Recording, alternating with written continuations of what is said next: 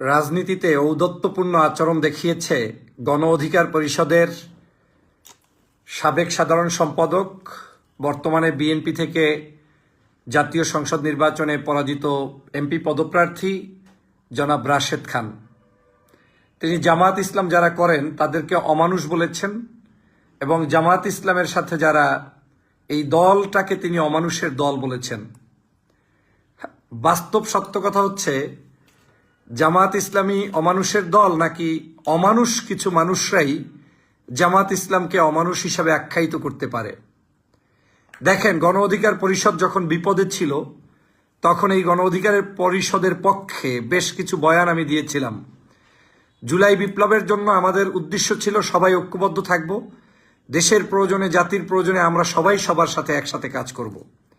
কিন্তু 5ই আগস্ট পরবর্তী সময়ে যখন বাংলাদেশটা ওই অর্থে স্বাধীন হয়ে গিয়েছে, মুক্ত হয়ে গিয়েছে, তখন স্বার্থবাদী রাজনীতি যারা করতে চাইলেন তারা বিভিন্ন এজেন্সির সাথে হাত বসিয়ে নিজেদেরকে ক্ষমতার মোহে ভিন্ন জায়গায় নিতে চরিত্রের পরিবর্তন ঘটালেন। তার মধ্যে অন্যতম হচ্ছে এই রাশেদ খান। তিনি বলছেন জামাত ইসলামের আমিরকে উদ্দেশ্য করে, তিনি বলছেন বিনা উস্কানিতে জামাতকে উদ্দেশ্য করে যে জামাত ইসলামী একটি অমানুষের দল, এই দলটার আগা থেকে গোড়া পর্যন্ত অমানুষে ভরপুর। কত বড় ধৃষ্টতা, রাজনৈতিক আদর্শ বিচ্যুত কথা তিনি বলতে পারেন। আপনারা জানেন, তিনি হচ্ছেন সেই ব্যক্তি যিনি কোনো আদর্শের উপরে ভিত্তি করে রাজনৈতিক দল পরিবর্তন করেন নাই। তিনি বলেন নাই যে গণ অধিকার পরিষদের এই বিষয় খারাপ, আমি বিএনপির সাথে যাচ্ছি। বরং তিনি বিএনপির সাথে গণ অধিকার পরিষদ যাতে থাকতে পারে এবং গণ অধিকার পরিষদের নুরুল হক নূর এবং তিনি যাতে এমপি হতে পারেন, সেজন্য মুসলেখার অংশ হিসাবে বিএনপির সাথে নির্বাচনের আগে ঐক্য করার চেষ্টা চালিয়েছেন। এবং আমার কাছে যতটুকু তথ্য আছে তাতে তিনি একা এমপি হতে প্রথমে চেয়েছেন, যদিও গড গিফটেড মিস্টেকলি তিনি হননি, হয়ে গিয়েছেন নুরুল হক নূর সাহেব। এবং তিনি হতে পারেননি বিধায় এখন হওয়ার জন্য যে কোনো পদ্ধতিতে তারেক রহমানের নজরে আসার জন্য বাকি কাজ তিনি অব্যাহত রাখছেন। তিনি এখন উঠে পড়ে গালি দিচ্ছেন জামাতকে, কিন্তু এই একই ব্যক্তি, আমার এখনো মনে আছে যখন চরমনাইর পীর সাহেবের বাংলাদেশে একটা সময় তারা রাজনৈতিকভাবে রাশেদ খানের মতাদর্শের ছিল না, বক্তব্য দিয়েছেন, তখন তাদেরকে চিপটি হুজুর, তারপরে পান খায়, বিচ্ছিরি ভাষায় চাপ, দাড়ি, টুপি, ওই জাহাজ, বিভিন্ন তরিকা নিয়ে মন্তব্য করেছিলেন, যারও আমি প্রতিবাদ তখন করেছিলাম। কারণ যারা এই ধরনের কথা বলে তারা মূলত যে কাউকে নিয়ে যে কোনো সময় বলতে পারে, এইটা আমার জানা ছিল বিদায় আমি তখনও তাদের ওই ধরনের বক্তব্যে ঘা ভাসিয়ে দেইনি। বরং আমার আদর্শের বিরোধী হওয়া সত্ত্বেও, আমি তখনও চরমনাইয়ের কোনো লোক না হওয়া সত্ত্বেও তাদের পক্ষে বলেছিলাম। কিন্তু রাশেদ খান এবং তারেক সাহেবদের বক্তব্যের আমি বিরোধিতা তখন করেছিলাম। কিন্তু আমার কাছে এখন মনে হচ্ছে কিছু মানুষ পেইড এজেন্ট হিসাবে এই জায়গায় নেমেছে এবং এদের এই কথাগুলো জাতির কাছে প্রকাশ করা দরকার। নিজে দলটা পরিবর্তন করেছে শুধুমাত্র মার্কা, এখানে ট্রাক মার্কায় তার ভোট নাই 5টা। তিনি এখন কি করবেন? তিনি বিএনপির মার্কা নিয়ে সেখানে নির্বাচন করলেন। তার দলের নেতা নুরুল হক নূর সাহেব বললেন এটা কৌশলের অংশ, মার্কা যেহেতু ওইটা বড় আমরা ওখানে পাঠাচ্ছি তাকে, কিন্তু তিনি আমাদেরই, কিন্তু আমাদের মতোই। আমি প্রশ্ন রাখতে চাই রাশেদ সাহেবকে, নীতি বিবর্জিত যদি হতেই হয় তাহলে ল্যাংটাটা ভালো হয়ে যান। আপনি জনগণের কাছে আপনার দলের চেয়ারম্যান বলে দিচ্ছে যে আপনি আমাদেরই, কিন্তু কৌশলের অংশ হিসেবে বিএনপিতে গেলেন, আপনি বিএনপির ধানের শীর্ষে নির্বাচন করে হারলেন, আবার আপনি আবার গণ অধিকার পরিষদের কিভাবে হলেন? এবং সেই ট্রাক মার্কা থেকে একজন সাধারণ সম্পাদক একটা দল থেকে চলে কিভাবে যায়, আবার ওই দলের মার্কা নিয়ে আপনি নির্বাচন করেও গণ অধিকার, আবার নূর সাহেব ট্রাক মার্কা নিয়েও সে গণ অধিকার এবং বিএনপি। আমি নিজেও জানি না যে আপনাদের আসল চরিত্রটা কোথায় গিয়েছে। আপনাকে প্রশ্ন রাখতে চাই, যাদেরকে বলছেন যে অমানুষের দল, আপনি একটু মানুষের সংজ্ঞাটা দেন, যে মানুষের সংজ্ঞাটা কি? আপনি নিজে আদর্শের জন্য যদি কোনো কিছুর পরিবর্তন করতেন, আপনার আদর্শ জিজ্ঞেস করি ওপেনলি, আপনার সেই জুলাই বিপ্লবের পক্ষের আওয়াজগুলো কোথায়? আপনার সেই কি বলে আমাদের যে উচ্চ কক্ষের পিআর পদ্ধতির নির্বাচন, নিম্ন কক্ষের পিআর পদ্ধতির নির্বাচন, সেই ব্যাপারে আপনাদের বক্তব্য কোথায়? গণভোটের বক্তব্য কোথায়? আপনারা বাংলাদেশের জামাত ইসলামের লিল্লা বোর্ডিং এ খেয়ে পড়ে বড় হয়ে জামাত ইসলামকে এখন ঠোকর মারার চেষ্টা করছেন। জীবনে কোনোদিন আপনাদের ভিউ, আপনাদের বক্তব্য, আপনাদেরকে মানুষ বিন্দুমাত্র গুনতো না যতক্ষণ পর্যন্ত জুলাই বিপ্লবের চেতনা, দেশের চেতনা, ভালো মানুষের পক্ষে কথা না বলতেন আপনাদেরকে কেউ পাত্তা দিত না। বেসিক্যালি আমি এজন্য মাঝে মাঝে বলি, জামাত যাদেরকে আসমানে তুলে দিয়েছে, যাদেরকে খাওয়াইয়া পড়াইয়া বড় করেছে, লিল্লা বোর্ডিং এ পড়ার মতো কোনো সহযোগিতা তার ছিল না, জীবনে বড় হওয়ার কোনো স্বপ্ন ছিল না, একটু উপরে তুলে দিয়েছে, তারাই সবচেয়ে বড় ক্ষতি করেছে। এ বাংলাদেশের রাজনীতিতে আপনাদেরকে অনলাইনে প্ল্যাটফর্মে আপনার ব্যক্তি যোগ্যতার বিন্দু কারণে আপনি পরিচিত হতে পারেন নাই। তখন কথা বলতেন সত্যের কথা, ন্যায়ের কথা, মানুষ একটু আপনাদেরকে তালি দিত, ভালোবাসতো। যেই স্বার্থে লেগে গেছে এখন আর আপনার এটা ভালো লাগে না। আপনারা সেই জুলাই সনদ নিয়ে এখন বক্তব্য দেন না। দলের ফোরামের পক্ষ থেকে জাতির কাছে কোনো মেসেজ নাই। জাতি এখন হাহাকার করছে। আপনার গণভোট নিয়ে কোনো বক্তব্য নাই, সংসদের কোনো অন্যায় আচরণ নিয়ে আপনাদের কোনো বক্তব্য নাই। আপনারা বক্তব্য দিচ্ছেন জামাত ইসলাম। বাংলাদেশের যদি একটা দল এখন পর্যন্ত নির্বাচনের আগে যা বলেছে, এখন পর্যন্ত বলেছে, এর মধ্যে ইস্তেকামাত সঠিক রাখে, তার নাম জামাত ইসলাম। নির্বাচনের আগেও তারা বলেছে আমরা জুলাই সনদ বাস্তবায়ন চাই, আমরা গণভোটের হায়ের পক্ষে ভোট চাই। তারা শুধু বলে নাই, ক্যাম্পেইন করেছে নিজের পয়সা খরচ করে। আমি সাক্ষী, আমার নির্বাচনে দাঁড়িপাল্লার পক্ষে যত ভোট চাওয়া হয়েছে তার চেয়ে আমার নেতাকর্মীরা, জামাতের নেতাকর্মীরা হায়ের পক্ষে বেশি ভোট চেয়েছে। আর আপনারা ন্যায়ের পক্ষে ক্যাম্পেইন করেছেন। আবার এই বিএনপির সেই সময় হায়ের পক্ষেও তারেক রহমান সাহেব বক্তব্য দিয়েছেন।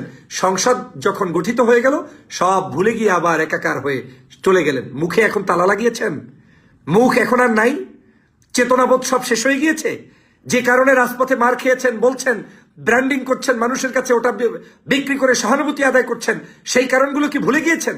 এত নগ্ন, এত বিশ্রী হয় কিভাবে মানুষ? দল পরিবর্তন ওইটাকে বলে।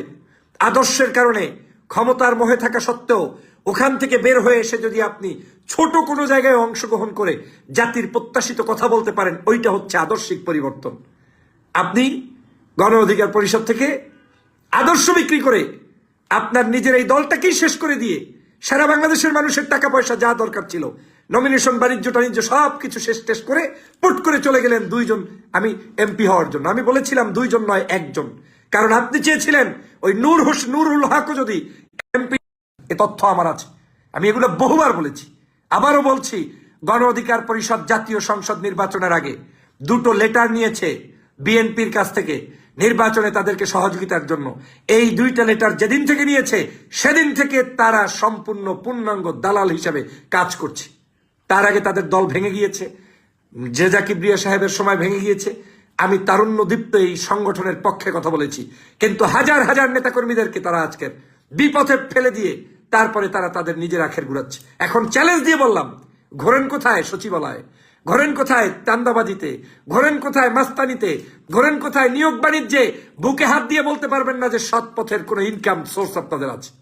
আপনারা এগুলো করে জাস্ট সাময়িক সময়ের আনন্দ নিতে পারবেন। খবরদার, বাংলাদেশ জামাত ইসলামী সম্পর্কে বিন্দুমাত্র কটু কথা, এটা জনগণ ভালোভাবে আপনাদেরকে নেয় না। রাজনৈতিক ডিবেট করেন, পারলে আসেন কথা বলেন, জোর থাকলে আপনি আপনার উপস্থাপনা করেন। আপনি কোন কারণে বাংলাদেশের জামাত ইসলামকে বলছেন এবং তাদের দলের লোকদেরকে বলছেন অমানুষে ভরা? এই দলটায় অমানুষে ভরা। কে অমানুষ? যারা বাংলাদেশের জুলাই বিপ্লব সংগঠিত করে দিয়েছে, বাংলাদেশের স্বাধীনতা সার্বভৌমত্ব রক্ষার জন্য যারা অতন্ত্র প্রহরী হিসেবে কাজ করছে, তারা অমানুষ? না আপনারা যারা জামাতের টাকা খাইয়া, পয়সা খাইয়া আন্দোলন করছেন, সংগ্রাম করছেন, পকেটে মাল ছিল না, আপনার হাতে পয়সা ছিল না, জামাতের কাছে ঘুরঘুর করছেন, তারপরে ওই লিল্লা বোর্ডিং এর খোরাক খাইয়া তারপরে আন্দোলন করছেন, পকেটের কয় টাকা খরচ করছেন বলেন? সভা সমাবেশগুলোর কার সভা সমাবেশে গিয়ে 30 লাখ 25 লাখ মানুষ ডেকে এনে সভা করেছে জামাত, সেই সভায় বক্তব্য দিয়ে পরিচিতি হাইপ তুলে এখন জামাতকে বলছেন যে এই দলটা অমানুষের দল। কৃতজ্ঞতাবোধ থাকা দরকার। রাজনীতিতে এত কিছু শর্টকাট পেতে চান কেন? লজ্জা করে না? মানুষ যখন ধিক্কার জানিয়েছে তারপরেও লজ্জা করে না? স্পষ্ট বলছি রাশেদ সাহেব, অনেক হয়েছে। আর বাড়তি কথা বলে আমার তো মনে হয় এখন কিছু পেইড এজেন্ট আছে, বিনা কারণে ফালতু কথা বলবে, সকাল সন্ধ্যা ফালতু কথা বলবে, এবং তাদেরকে আবার এক ধরনের মিডিয়া প্যাট্রোনাইজও করার চেষ্টা করে, ওই বক্তব্যগুলো নিয়ে নিয়ে প্রচার করার চেষ্টা করে। বাংলাদেশের বর্তমান সময়ের যদি দেশপ্রেমিক দল থাকে তার নাম জামাত ইসলাম। এর অন্যতম কারণ জুলাইয়ের স্পিরিটকে ধারণ করে, স্বাধীনতার সার্বভৌমত্বের স্পিরিটকে ধারণ করে, এদেশের মানুষের মূল্যবোধকে ধারণ করে, এবং ধর্মীয় সামাজিক সকল জায়গায় তারা সঠিকভাবে ব্যালেন্স করে রাজনীতি করছে। পাশাপাশি যা কমিটমেন্ট করছে তা আদায় করছে। জামাত যাদেরকে যা ওয়াদা করেছে, জোট করেছে, প্রত্যেকের ওয়াদা পূরণ করেছে। এনসিপি কে একটি আসনে এমপি দিবেন মহিলা, নিয়ম অনুযায়ী দুটো দিয়ে দিয়েছে ভালোবাসা। মামুনুল হক সাহেবের দলকে দিয়েছে কমিটমেন্ট, দিয়েছে ভালোবেসে। রাশেদ প্রধানের বোনকে দিয়েছে ভালোবেসে। এর নাম জামাত ইসলাম।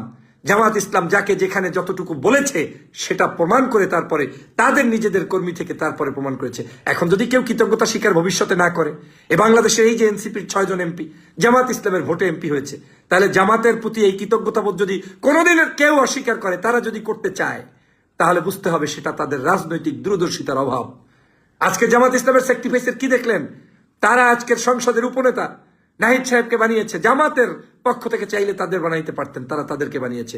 এই জামাত ইসলাম সেই জামাত ইসলাম যারা মানুষের মূল্যবোধে ভরপুর একটি দল, তাকে আপনি বলছেন যে অমানুষের দল। রাশেদ সাহেব, আপনাকে নিয়ে কথা বলারও আমার আসলে প্রয়োজন বোধ করি না, কিন্তু অতি বাড়াবাড়ির কারণে আমার মনে হয়েছে এতটুকু প্রতিবাদ জানিয়ে রাখা দরকার। কারণ যারা ওই রকম হঠাৎ করে কোনো জায়গায় ব্যাকগ্রাউন্ড ছাড়া উঠে আসে, তারাই এই ধরনের কথা বলে। অথচ 5ই আগস্টের পরে মোলাকাত করেছিলাম, দেখা করেছিলাম, কথা বলেছিলাম, বক্তব্য দিয়ে উৎসাহ দিয়েছিলাম, এখনো দিব, যদি সেটা দেশ এবং মানবতার কল্যাণই হয়। দল আপনি ভিন্ন করতেই পারেন, কিন্তু অমানুষ বলছেন কাকে? যারা আপনাদেরকে মুখে অন্ন দিল, বস্ত্র বাসস্থানের ব্যবস্থা করে দিল, খাদ্য বস্ত্রের ব্যবস্থা করে দিল। জামাত বাংলাদেশের কোন রাজনৈতিক সংগঠন থেকে টাকা খেয়েছে দেখান। কিন্তু আপনারা জামাতের পয়সায় চলেছেন, সেটা প্রতিদিন দেখাইতে পারবেন। আর যদি স্বীকার নাও করেন, আল্লাহর দরবারে গিয়ে জিজ্ঞেস করলে পাবেন। অতএব এই ধান্দাবাজি, মিথ্যাচার বন্ধ করে জাতির সঠিক রাজনীতি করা উচিত। সবাই